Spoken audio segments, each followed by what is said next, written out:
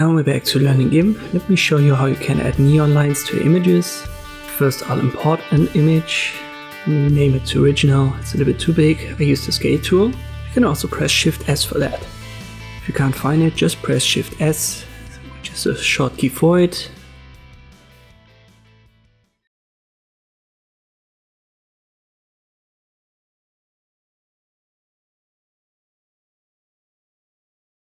Confirm via scale. I'll move it a little bit to the left so that it's in center. But that should be fine. I'll make it invisible and create a new layer. Let me call this neon line. Make sure that it's transparent. It's on top.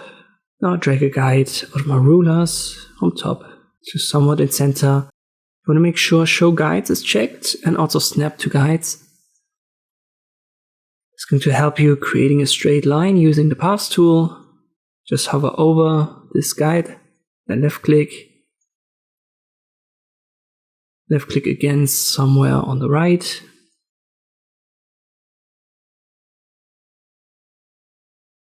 I'm on this new empty layer. I go to edit and then stroke path. I want to make my stroke line white, solid color, and I confirm. Oh, my mistake here. I press Ctrl Z. I had it set to paintbrush. So let me do that again. Ctrl Z to undo, then edit, stroke path. And I have to make sure stroke line is checked up here because I had stroke with the paint tool checked. I don't want that. Stroke line, solid color, and let me pick width of 40. Ah, that's too much. Ctrl Z yet again, edit, stroke path. Let me try 25 or 30. On the line style, you want to make it a round cap right here. But that's a better value. You have to adjust it depending on the canvas size that you use. Maybe 20, 15 is a good value for you. I'm going to stick with this. Now I copy this layer. So I have it 2 times now. Let me click on the color swatch right here and I make it red. You can pick a different color here if you want to. And now use the bucket fill tool, left click. You've got a red line, I put it to bottom. So the white is on top of the red. And the layer with the red color is active. Now I go to filters, blur, Gaussian blur.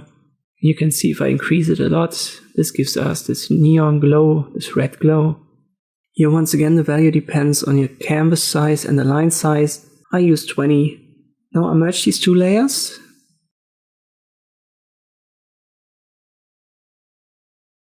Next up, let me uncheck show guides.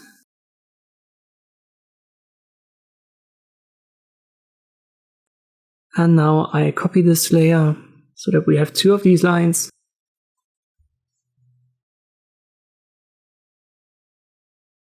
Let me drag this one downwards a little bit.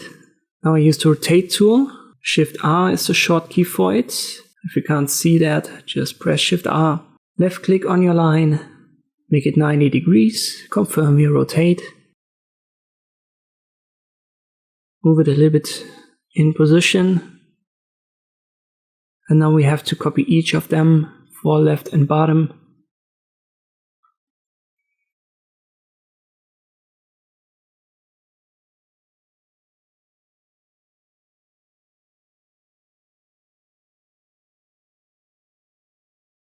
Once you've got your 4 lines and correctly positioned, we can merge them all together so that they are on one line. And now we want to rotate it again. But not 90, so in my mistake we need 45, like so.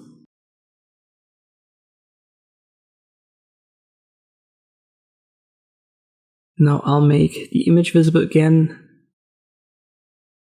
And I may have to scale it and rotate it a little bit more. So once again, Shift R and Shift S. These were the short keys for the tools.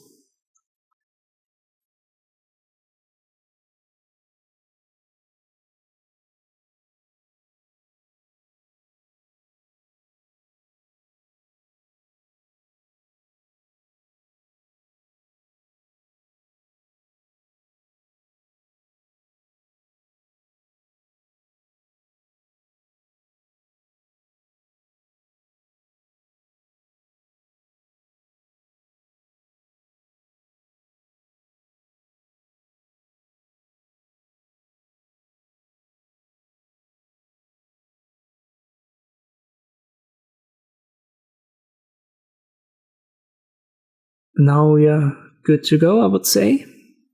I right click on this neon line layer and add a layer mask. I want to make this fully white so that we can see everything. And I want to make sure that I'm not on the layer, but on the layer mask. So this little icon right here, which is white, it needs to be active. Now I use the paintbrush. I make my colors black and white again by clicking on the little two icons right here. Black is the foreground color. And I can adjust the brush size right here.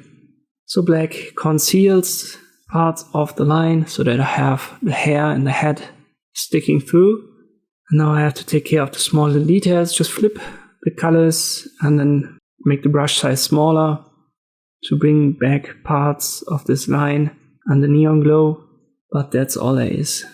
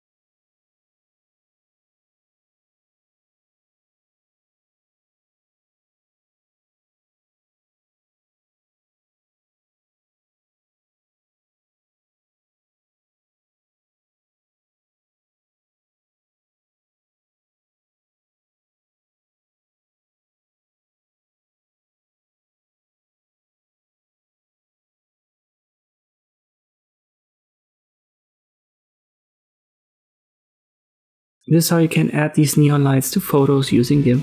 I hope this video was helpful, thank you for watching, and I'll see you next time.